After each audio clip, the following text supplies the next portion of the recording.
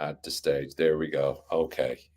You can see me now. Please say hello if you're tuning in from Instagram. We have Alexandra. Hello, Alexandra. I hope you're keeping well. We have Jillian. We have Giuseppe. We have Marie. Hi, Marie. We have Dee. How's it going, Dee? We got Shrina. We got Dahlia. We got Wayne's Cough. Great to have you all. Hopefully, you're here for the next few minutes. I'm going to be talking to you about some of the most important things that will allow you to be as effective as possible at being able to get 12 months to creating transformations. Now, later on, as I mentioned, I'll be doing a very special webinar. If you haven't yet registered for it, now's your pretty much your last chance. I'll be doing it in the next 2 hours or so, and 2 hours from now. And it's called 7 rarely talked about strategies to make 2024 the best year ever. And you can get more information at owenfitzpatrick.com/masterclass. It's free. And it's going to last probably an hour and 15 minutes in total. So it's really packed with content. So make sure you're ready to take plenty of notes. Today in this session, what I wanted to do is offer you some other ideas that I won't be covering in the webinar, specifically around how you can start to make 12 months sort of a ramp up year to make the changes that you want in your life. And that's what I'm looking to be able to create for you. Hi, Copper B. Hi, Loris. How's it going? Sabrina's here as well. Thanks, Shrina. So we will be looking at that. By the way, if you are on Facebook or LinkedIn or YouTube or any of those, please do say hello as well. So I'm hoping I'm broadcasting fine on all platforms. Let's get straight into it. In order for us to be as effective as we possibly can be in the areas that we need to be in, what we're looking at being able to do is setting ourselves up for success. And a lot of times what tends to happen is people are very what we call myopic or very short-sighted in the way in which they plan for 2024. And so this really happens because it's almost like we feel obliged. Somebody said a comment recently, which made a lot of sense. He sort of said here that sometimes the new year is not the best time to make changes, because if you make changes through the new year, it's almost like there's all this pressure and there's so many different changes and it's like new year, new me. But oftentimes we don't necessarily have the inclination. In other words, we're only doing it because we feel we should, because it's the new year. And while there's a lot of truth to that, I think it's also critical to understand that the way in which we think about the new year is almost like we have this idea that we can get a completely clean slate. Like we have this optimism that says, you know what, I'm going to be able to do? I'm going to be able to change my habit. I'm going to stop doing this. I'm going to start doing that. And it's going to be fine. And it's going to be easy. And the reality is it's never easy. Making change is never easy because when we make changes, we're facing quite a lot of resistance on the flip side. And in order for us to be as effective as we can at making changes, we need to understand and prepare for that in the most strategic and most useful way. So there's a few things I want to walk you through. The first is getting the different buckets of your life in order. And there's lots of ways to be able to explain the buckets. I'm using just another one. So if you've got anything like the circle of life, where you talk about the different areas of your life from, health and fitness and relationships and spiritual and all those different types of things, I have what I call the 5 E's. And the first E is sort of a combination of eating, exercise, and energy. That's, all the fundamentals in your life. That's what you're taking care of. That's something to mark yourself on to see whether or not you do need to improve on it. Then we have earnings, and that's to do with your financial health and making decisions around that to ensure that you're optimizing as effectively as you can be that area of your life. Then we've got entertainment. That's how much fun are you having? Are you engaging in the kind of experiences that make you feel good? And that's both the kind of experiences that you're having with others, as well as the experiences that you have by yourself. Right? Are you entertaining yourself? Are you having fun in life? Are you having enough fun? And it's something that's often overlooked. The next one is engaging or engagement. And that's for everything from your relationship with your family, your relationship with your friends, your social life, your romantic life, your familial life, your family life, and your spiritual life. So are you engaging with the various different people in your life? And those aspects, are they fulfilling you? Do you feel that that's going well? And then finally, the emotions. Right? So are you managing to feel good most of the time? Are you feeling relatively confident about yourself, calm to a great extent? Are you feeling motivated? Right? Are you happy a lot of the times? And again, each of these is just sort of acting as a barometer to try to understand what areas of your life do you need to focus on most importantly. So do me a favor, just in terms of since we've got a bunch of you here, could you put into the chat for me what out of those areas, I'll read them out again, but those areas, which are the ones that are most important for you to nail and to sort out in 2024, right? We've got eating, exercise, and energy, which is all things health. We've got earnings, which is money. You've got entertainment, which is how much fun you're having and how good a life and what you're enjoying your life. With engagement, which is your relationships and your family and all that sort of stuff. And then emotions. And I'm not talking about what's most important. Most people would argue, well, engagement is most important, right? Or health is most important. But I'm saying it more from the point of view of which one do you think you need to work on the most? So if you want to put in the chat for you, which of these areas, right, do you need to work on the most? The eating, exercise, and energy, the earnings, the entertainment, the engagement, or the emotions. And if you could put that in, that would be great, just so I can get a sense as to, for you, what you believe to be are the most important ones. So, hi, Claire, how's it going? Long time no see. Grania, how's it going? I hope you're keeping well. Chris, hello there. Charlotte, hey. Christian, hello. Got some great people. Anke, great to see many of you. So relationships is one, right? I'm sure that relationships for a lot of people is something that is a priority for the next year. Oftentimes, though, you know, it's very easy for us to prioritize, let's say, the eating, exercise, and energy, but we don't always focus on the relationships, even though relationships are more important. We got Shrina says exercise. Claire says health and engagement. So I've got definitely a few votes. Health as well, health habits.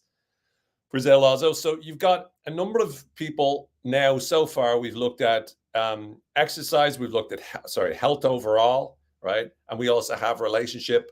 D says entertainment. Absolutely, D. And again, I think that's one of the things I'm seeing more popular. That, in other words, I've, again, colloquially and anecdotally, I've seen a lot more people say they need this, they need more of that. And it sort of sometimes combines with the engaging piece.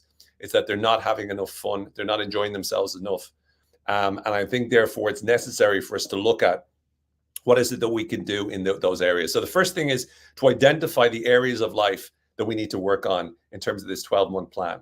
The next thing we need to do is to be able to start to set overall goals for next year. And overall goals next year can incorporate looking at those areas of emotion or engagement, right? Are you managing your emotions as effectively as you could? Are you managing and improving your relationships as best that you could in terms of your social life, romantic life, family life? Are you managing your finances as effectively as you could? Are you having as much fun as you could? Are you managing your health as effectively as you could? So it's about identifying first and foremost what your goals are. But I want you to think about it in terms of 4 different types of goals. You have what I call your lifestyle goals, which is your habit goals. And these are specific actions that you want to be taking consistently. So as opposed to what some people do, which is they'll say, oh, my goal is to do this or to achieve this. That's a different type of goal, what I call an achievement goal. But before we set achievement goals, we want to identify what are the habits that we want to engage in over the next year. And so what I want you to think about is I want you to do an exercise where you imagine yourself December 31st, 2024. And you've got 3 new habits that you've made in the last year. And these are things that you do every single day, things that you do consistently, things that you do regularly, things that you don't even notice that you do. But they're the 3 things that have made a huge positive difference to your life. Now, this could be the 3 habits that are connected to your engagement and your relationships, or it could be 3 habits connected to your health, or it could be 3 habits connected to how much fun you have or your finances. It could be financial habits. But I want you to think about what are the 3 habits that you most want to engage in over the course of the next 12 months or so. And I want you to identify what those 3 habits are. So you're going to just pick 3. That doesn't mean that you're restricted to only 3, but I want you to start with 3 and get clear on 3. And once you identify what those 3 habits are, the next is for you to be able to go, right, what are some of the achievement goals that I have? And I'm going to ask you to do 2 achievement goals.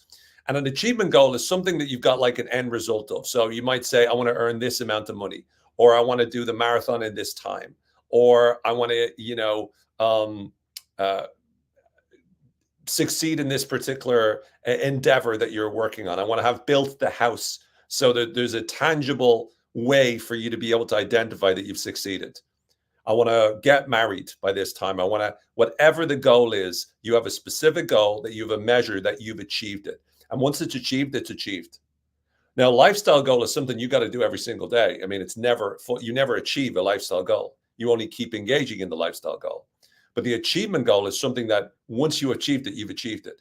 So I want you to identify 2 achievement goals for 2024. So you got 3 habits and 2 achievement goals.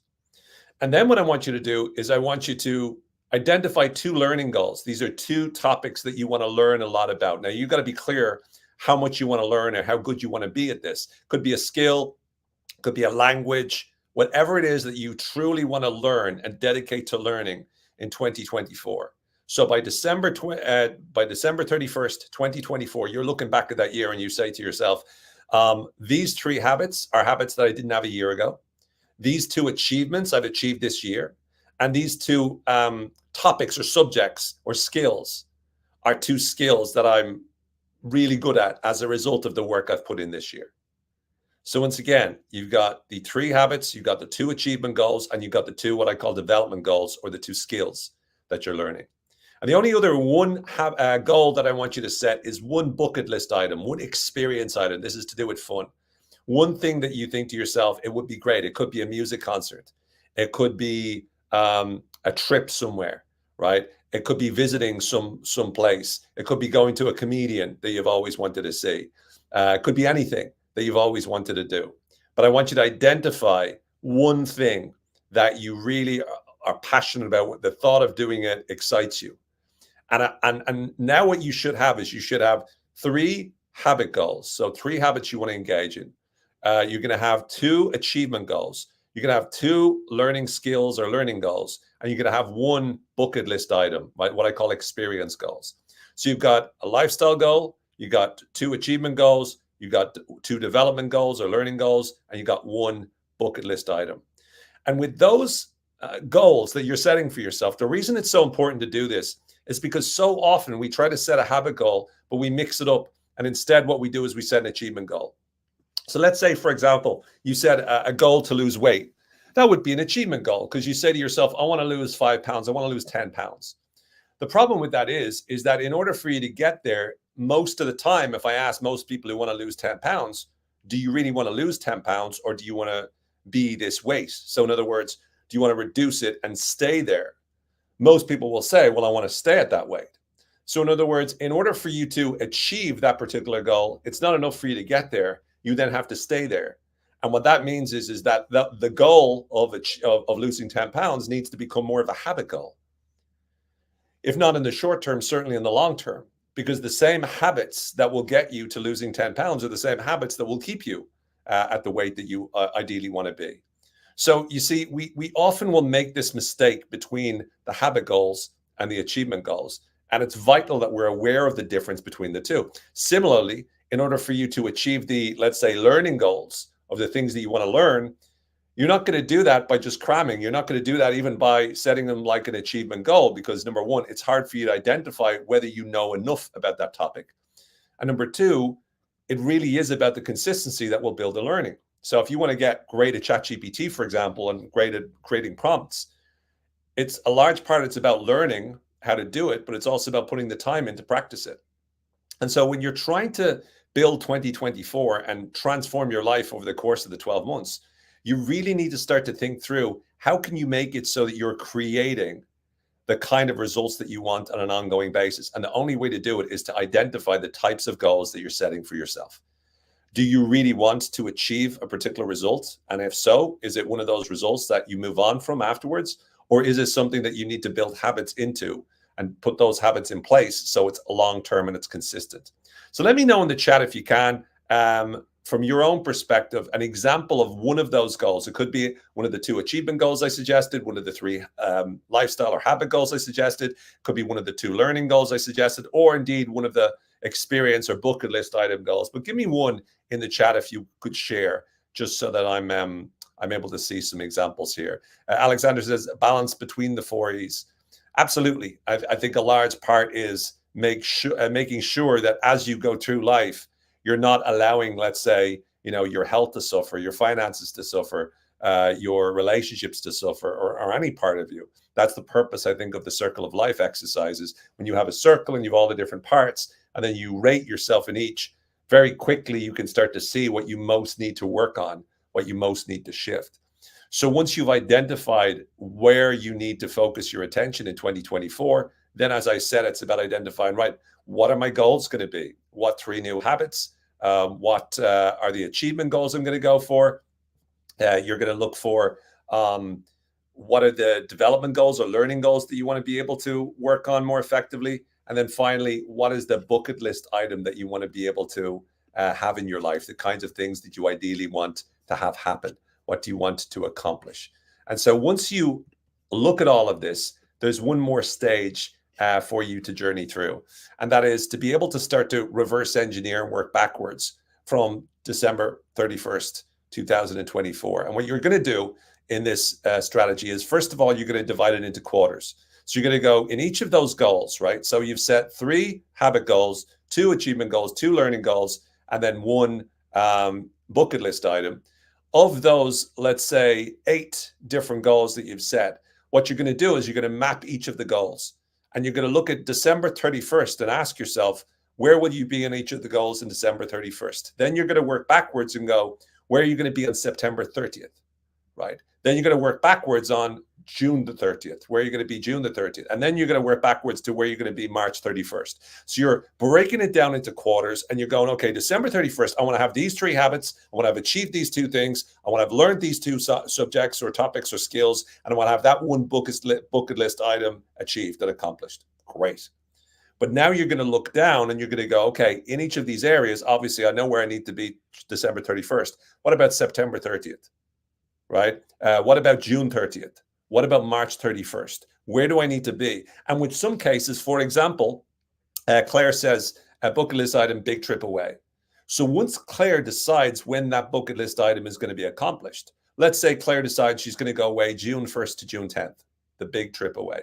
Now, by June 30th, Claire can tick that off. And therefore, it's ticked off on June 30th, it's ticked off on September 30th, it's ticked off on December 31st. Right? So she's able to do that because she has locked in those dates, let's say. If she hasn't done it until November, then it will still be on the list, but it won't be accomplished in March 31st, in June 30th, and in September 30th. So you're using those quarters as identify exactly where you're going to be. You're creating metrics out of those 8 goals. And when it comes to the habit goals, right, because people will ask, well, what do you mean by the habit goals? That should be, I'm doing it daily or every other day, right? This is how you measure yourself. Are you doing it daily? Are you doing it every other day? Have you not done it in a while? You're marking the status that you're at again, at the end of each quarter, so that you can look over all of your year and on December 31st and you can go, okay, this is where I fell off. This is when I was doing well, all that sort of stuff. So it's allowing you the ability to be able to look at and check to see how much progress you're making in these different areas. Now, once you've done it in terms of December 31st and all that sort of stuff, then what you want to do is you want to start to break it down into January, February, March. So in order for you to get to March, what do you need to have done in January? What do you need to have done in February? What do you need to have done in March? April, May, June, July, August, September, and then October, November, December. So you're breaking down the quarters into months. And that way you now have exactly what you need to do for all 8. Every single one of those 8 goals, you now know exactly what you need to do for all 12 months of the year. And then we get to the final one. And this is an important one because this is how you set up your calendar for 2024. So right now, as of now, you've got nothing on your calendar, let's just imagine, right? And what you have is you've acknowledged, though, in the first quarter, you have certain goals you want to achieve in the second quarter, third quarter, fourth quarter. In each of those quarters, you've broken it down into months. You know what you need to achieve in month 1, month 2, month 3 of each quarter. The next part, though, is I want you, when you think about your calendar, to the very first thing you do is you put in every single thing that you need to put in there in terms of fun and relationship stuff. So that would be bucket list item. That would be the birthdays of your nearest and dearest. That would be any particular event. If you're a massive football fan, that would be like the World Cup. Or if you're a massive American football fan, that would be the Super Bowl. If there's a holiday planned, you obviously put that in. If you're thinking about a holiday, you try to lock in a certain time of the year where you're going to do it. But what you're trying to do is fill up whatever you can in your calendar with things that are things you want, things you're looking forward to, the fun stuff, the relationship stuff, the stuff that really matters. Is there, a religious, if you're religious, is there a religious holiday or holidays that you want to identify? All of those are the things that you put in before you do anything else. Once you've done that, then you put in the busy times that you expect. Normally in your job, my expectation is that you've got certain times that are more busy than others. You identify those busy times. You identify the work events that you may well have. But you've only done that after you've done the fun and relationship stuff, which is different to what a lot of people do, because we pack up our calendar and then if we have time for the fun stuff.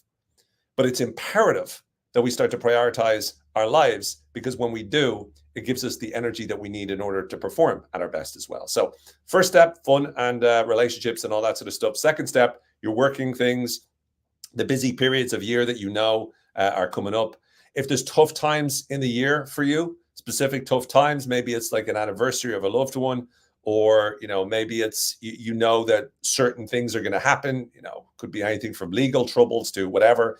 Any time of year that you typically know this is a rough time for me, you again anticipate that, you plan for that, you get ready for that.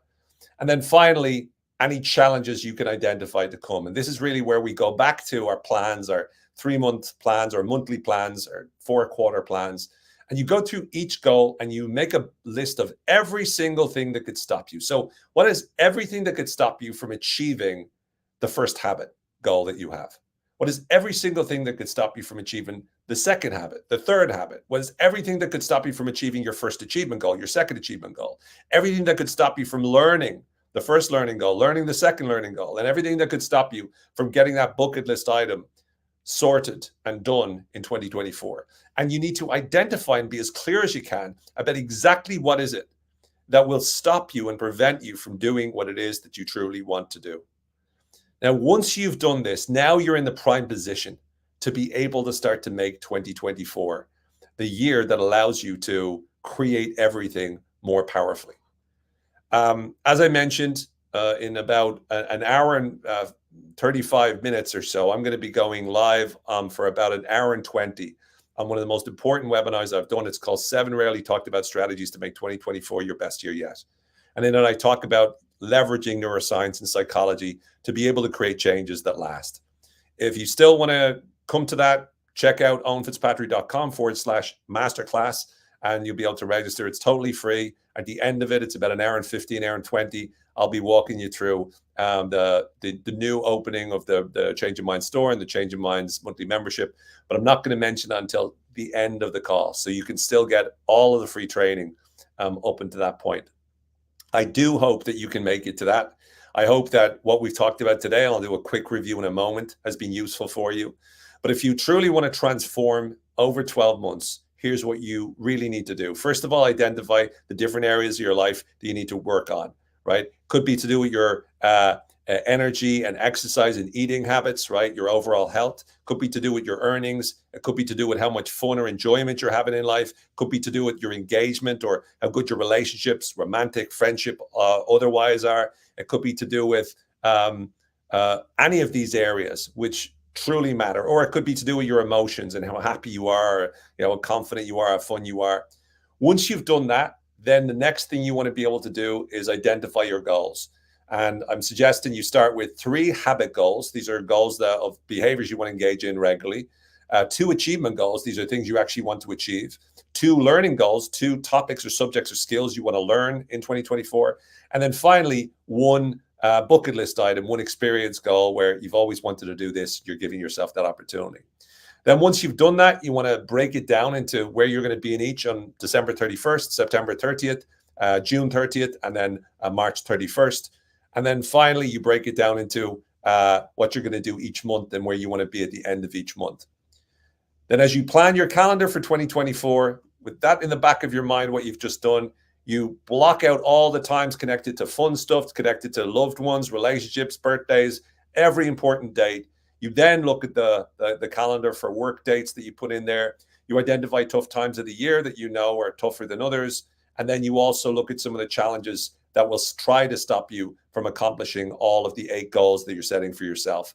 And you plan what you're going to do in order to make sure in January, February, March, April, May, and on towards December, what you're going to do to overcome these challenges.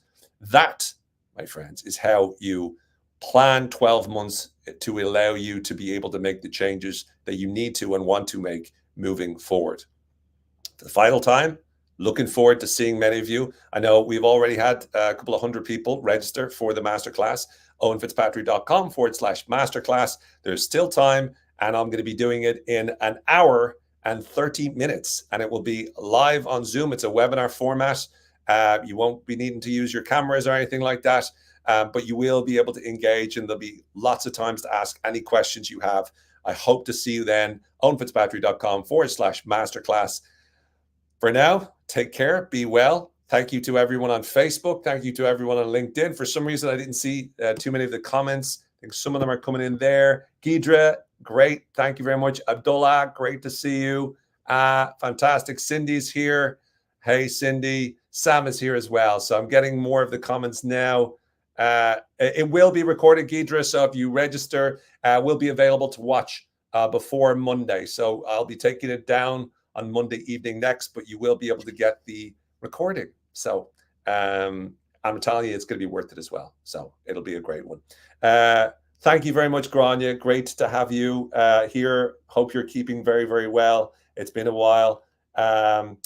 Fantastic. All right. Thank you very much, everyone. If I missed your comment, forgive me. I apologize. Let me see if we've gotten any on this. Any on this? No, I don't see. If I have missed your comment, apologies. But anyway, see you soon. owenfitzpatrick.com/masterclass. Be well, take care, believe better. And as always, may the force be with you all. Bye-bye.